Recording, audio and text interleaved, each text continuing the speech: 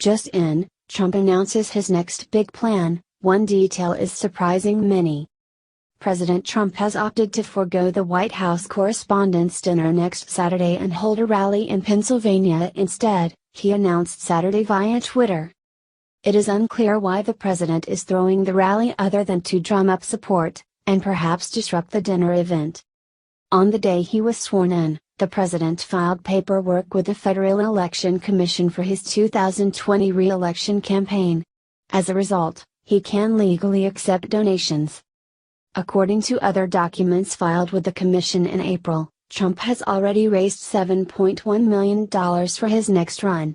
The vast majority of these donations were small amounts, which suggests Trump is hoping to bolster his grassroots support with the rallies he continues to hold so early in his term.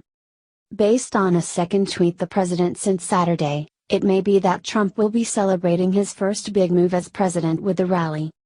By scheduling his Pennsylvania rally for the same time as the WHCA dinner, some of the correspondents may also have to skip the event in order to cover the president. His rally might also occur amid a government shutdown, as the deadline to pass the federal budget is midnight Friday. Trump announced earlier this year he would not attend the event thrown by the White House Correspondents Association, which doubles as a scholarship benefit for America's foremost journalism students. "I will not be attending the White House Correspondents Association dinner this year," Trump tweeted in February. "Please wish everyone well and have a great evening." Trump's decision not to attend the event marks a break from tradition. The last president who didn't attend the dinner was Ronald Reagan in 1981. Breaking, Trump drops everything to go to hospital with Melania. Here's who else is there.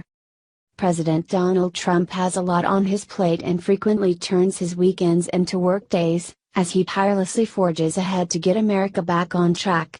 However, today, he dropped everything to go to the hospital with Melania, and now we know who else is there for an incredibly tragic reason. The sudden visit comes as a big surprise, but what happened there was nothing short of incredible. The Trumps are no strangers to hospitals recently, as Melania was just at one a few short weeks ago for the entire day visiting children undergoing cancer treatment. Her compassion was evident for these kids, brightening her day in her soft, underspoken way, despite the burdens she was in the midst of dealing with at the time from the hateful media who relentlessly attack her and can only find fault in her every move. Saturday's trip to one particular hospital was for an entirely different reason, and what was caught on camera is something that everyone in America needs to see. The president has proved his pride in our military in honoring these heroes every chance he gets, along with giving them the power back to do their job and defeat our enemies. The fight doesn't come without great sacrifice, which too often means the cost of life or limb. When soldiers are greatly wounded in war, they are treated at Walter Reed National Military Medical Center in Bethesda, Maryland. Today, the President and First Lady had the honor of visiting these important patients and presenting one with a Purple Heart. During the visit, President Trump awarded Sergeant First Class Alvaro Barrientos a Purple Heart, the Gateway pundit reported. Sergeant First Class Alvaro Barrientos was injured in Afghanistan recently. Then, something incredible happened that we haven't seen in years. Trump didn't have to spend his day in the hospital nor be the one to award Sergeant Barrientos with a Purple Heart. However, there was nothing more important than showing his respect and his appreciation for this amputee. "When I heard about this, I wanted to do this myself," President Trump said. "Congratulations. Tremendous." The couple posed for several pictures with the war hero. There's no better person to present this medal to a soldier than to a commander-in-chief who genuinely cares. Had Barack Obama still been in office and made the time to arrive at Walter Reed, it would have been an insult for the man who stripped the military down to nothing. Trump has built it back up even after Obama urged soldiers to question Trump's authority, saying to criticize our president, Breitbart reported. As news of Trump's visit broke, some criticized him of making his plans known in a tweet about his plans, before leaving the White House and heading to the hospital. While he announced it with great honor, saying he was looking forward to seeing our bravest and greatest Americans, the liberal media said, most visits go unannounced. However, they miss the point. Too often, Especially under Barack Obama, Americans lose sight of the sacrifice made on the battlefield for our freedom. The rights we enjoy here today are defended by brave men and women willing to put their life on the line, which liberals take gross advantage of. While these heroes are facing an enemy in a foreign land that's far outside of an entitled leftist safe space, these idiots are back in the land of the free crying for handouts, stomping on our flag, and complaining about what's fairness. Trump's visit today should serve as a reminder of what patriotism, heroism, and being a true American really looks like.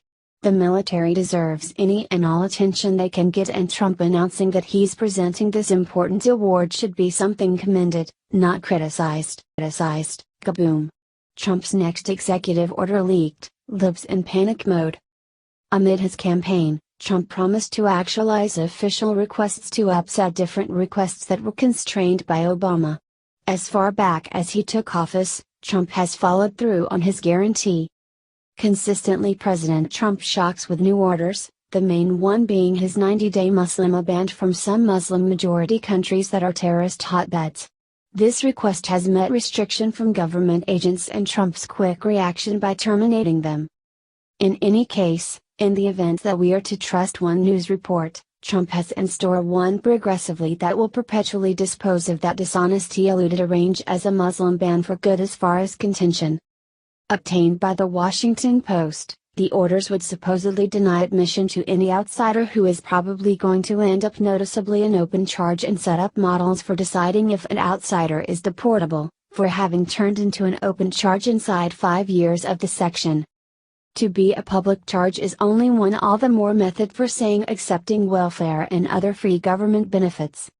The fundamental point here is making the U.S. movement system more legitimacy-based. Detailed New York Magazine. The order would likewise banish undocumented migrants from getting to the kid-imposed credit, notwithstanding when their youngsters are U.S. residents, which would be an overwhelming to undocumented settler families planning to take advantage of their grapple babies. As the Center for Immigration Studies revealed, in 2012 approximately 51% of all settler families got welfare. For heirs, residents of Western nations, not only the United States, have protested that newcomers were living off welfare and getting other free treats while citizens were constrained to pay. These individuals were regularly rejected as racists by the elites, who are slanted on driving a multicultural, communist ideal world of future dynamic voters. What do you think about this? Do not hesitate and write your thoughts in the comments section below. Share the truth, be patriots. Thank you for reading.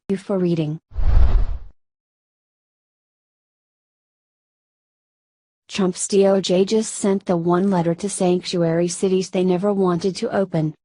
On the campaign trail, President Donald Trump vowed to get tough on sanctuary cities, and ever since being sworn in, he has taken action to follow through on that promise. For Trump's latest move against cities that defy or ignore federal law when it comes to illegal immigrant issues, the Department of Justice sent a letter to 9 jurisdictions around America, warning them that they need to comply with federal immigration laws or risk losing federal funding, the Daily Caller reported. The letters were sent to New Orleans, Las Vegas, Chicago, New York City, Philadelphia, Miami, and Milwaukee. The state of California, and Cook County, Illinois also received letters. The letters remind the recipient jurisdictions that, as a condition for receiving certain financial year 2016 funding from the Department of Justice, each of these jurisdictions agreed to provide documentation and an opinion from legal counsel validating that they are in compliance with Section 1373, said a statement released by the Justice Department.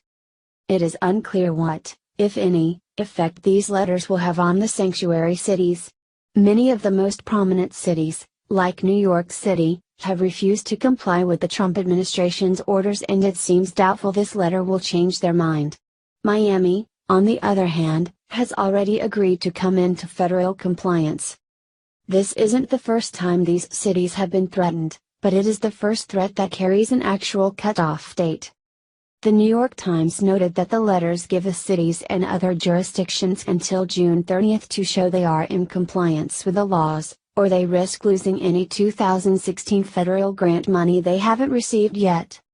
CNN noted that the letters also pointed out that crime in several of the cities that were sent letters has been increasing, something that the DOJ blamed on illegal immigration. It's nice to finally see an administration cracking down on cities that blatantly disobey the law. If these cities want to harbor illegals who are criminals, they are going to pay the price. Our tax dollars shouldn't be funding local administrations that are harboring fugitives, and thanks to the Trump administration, pretty soon we won't have to worry about funding these cities anymore. Share this on Facebook and Twitter and let us know what you think the Trump administration should do to sanctuary cities. What did you think of this letter? Scroll down to comment below. Breaking: Israel makes shock move against Syria. The tense situation in Syria and the surrounding area may have just heated up. Syrian government forces are already engaged in a complicated skirmish which involves the US and Russia, along with anti-government rebel groups. Now, Israel has reportedly launched a missile strike against the Syrian army. That strike was reportedly carried out from the airspace above the Golan Heights, which Israel partially controls.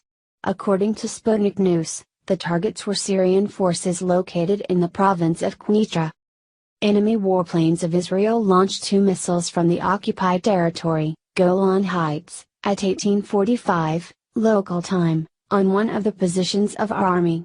It caused material damage, a Syrian source allegedly told the Russian news agency.